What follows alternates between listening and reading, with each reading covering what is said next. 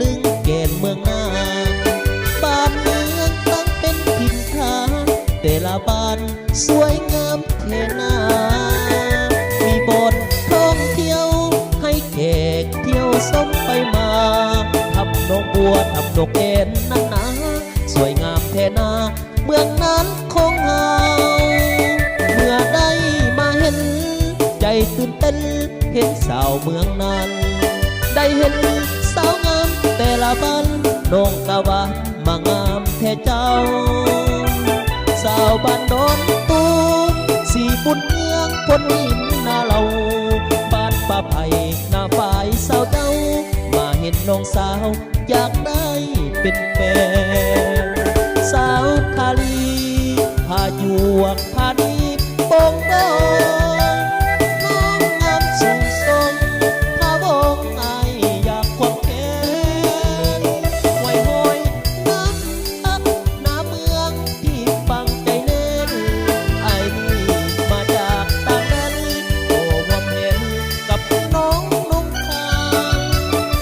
อยากได้มาหูลึงเกณฑ์สาวเจ้าไอ้นี่ลงหักลงเงาน้องเจ้าผู้สาวเมืองนานไอ้ขอบตักใจของไอ้ได้บ่ลงคัน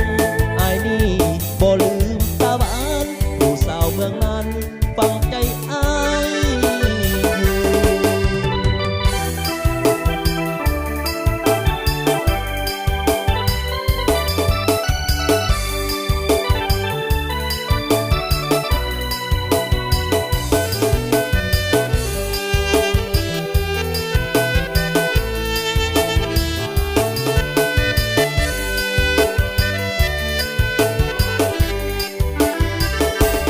สาวพาลีพาหยวกพาดีโป่งโดงน้องงามสูงส่งพระบงไออยากควงแขนไว้ห้อยน้ำอักน้ำเมืองที่ฟังใจเน้น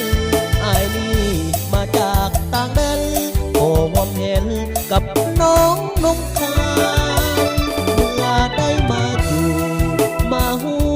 ลืมเกณฑ์สาวเจ้าไอ้นี้ลงหักลงเงา